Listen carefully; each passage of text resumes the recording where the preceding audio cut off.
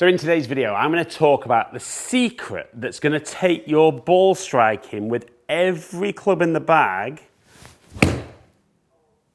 to the next level. Okay, so I think most golfers struggle a little bit with ball striking, and certain clubs in the bag they find that they're quite consistent with, but others they really struggle. So I'm going to talk through the real key element that you need to get good at controlling in order to get good striking with short irons, mid irons, long irons if they're in the bag, hybrids, fairway woods, and even driver. So keep watching till the end, because once you've watched this video, absolutely this is going to help you hit the ball more powerfully, straighter, and just feel like a really crisp strike with every single shot. So what is the key thing that I'm talking about?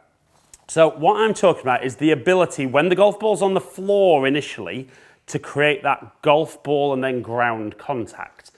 And I think most golfers, and comment below if you agree with this, will say they know they need to hit down on the golf ball.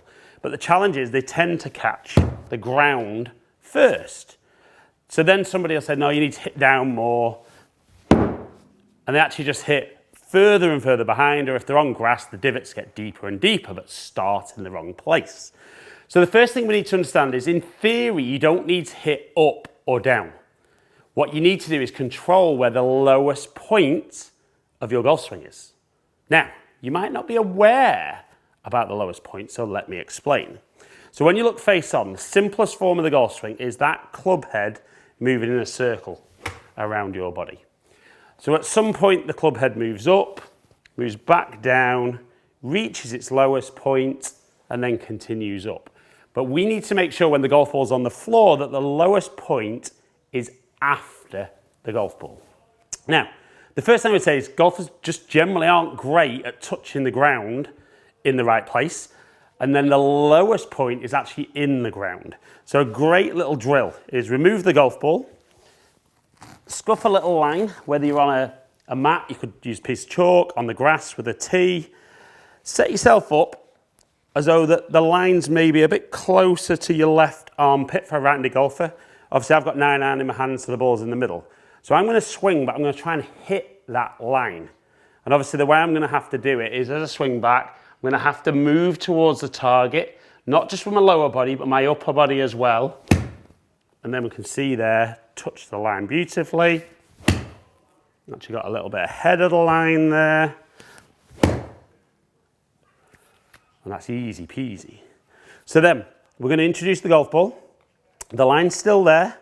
So the line's probably 2 or 3 inches ahead of the golf ball. So I'm not going to focus on the golf ball.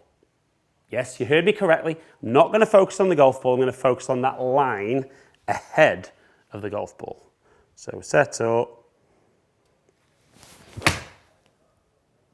Felt good. Felt like I touched the ground after the golf ball. We can see on TrackMan there, my low point was 4.7 inches ahead. Clubs moved down 4.9 degrees. Nice club head speed, good ball speed.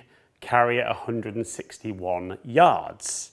So that's with 9-iron.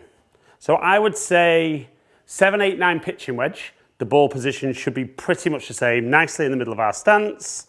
Obviously that mark on the ground is well ahead. So then what happens when we move into a slightly longer iron? So I've got 5-iron in my hands now and still looking to make sure that I'm touching the ground in the same place. Now, obviously, rather than the ball being right in the middle of my stance, now the ball will be slightly further forward. So I'm still going to touch the line after. The low point's going to be less far ahead, and therefore the club's not going to be travelling down quite as much by the time it gets to the ball. And that's what we mean by moving the ball position around to help with our angle of attack. So again, I'm going to set up, ball slightly forward, still focus on that line, slightly ahead of the golf ball. Wasn't the best contact, there's a little bit out the toe, but we can see 1.8 inches ahead. Clubs travel down 1.8 degrees. Club head speed nearly 90 mile an hour. Carry at 189. So then we move into fairway woods. So I don't carry a hybrid. So I carry my longer irons, but obviously that ball position is moving closer to that mark on the floor. So now with 3 wood, we're going to get the line just slightly ahead of the golf ball. Now the ball position's probably kind of opposite my Adidas logo on my t-shirt. And again, we're going to try and swing, hit that point on the ground. So the club does still need to be moving down with 3-wood, even though it's very, very small amount. Now, I'll be honest, this is something I find quite tough, and very often I get my low point just behind. Doesn't mean I catch the ground, it means the club's almost just moving dead level, which I get away with a lot of the time. But if it gets too exaggerated, that's where I get in trouble. And when I see a lot of golfers face to face, their low point with their fairway woods is back here. Really gets them in trouble. Lots of top shots, thin shots. Might be great with driver that, but not so much with 3-wood when the ball's on the floor or any of your fairway woods. So ball position a little further forward again. Focus on that line ahead.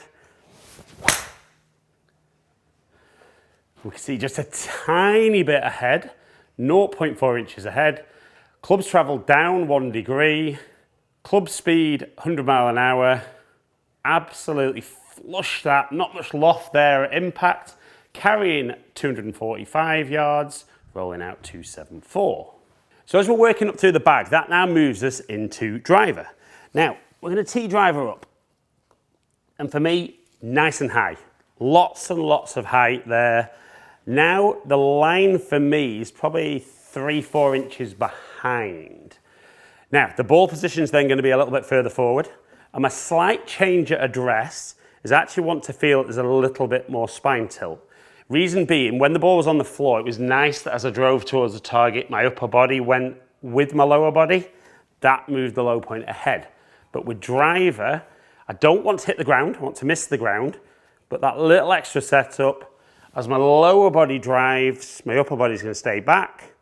Low point should be nicely behind, and get the club traveling up and maximize my distance. But like I said, you should never really be trying to hit down or hit up. Learn how to control the low point, and it really does take your efficiency on your shots to a whole new level. So let's go one more with driver, slight change at address, and then off we go. So we see there, low point 6 inches behind, club traveling up 5.1 degrees.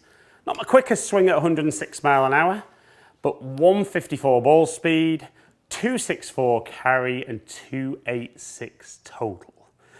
But you can see, start learning how to control that low point. If you need to, put a little mark on the ground in practice and get used to taking your focus away from the golf ball. Because so many guys are obsessed with hitting at the golf ball that the movement disintegrates. They really struggle kind of getting the club moving down, compressing the golf ball, and even with driver, they still hit down, take all the loft off it, struggle with club face control. But every golfer I work with that learns to control their low point hits better shots every single time.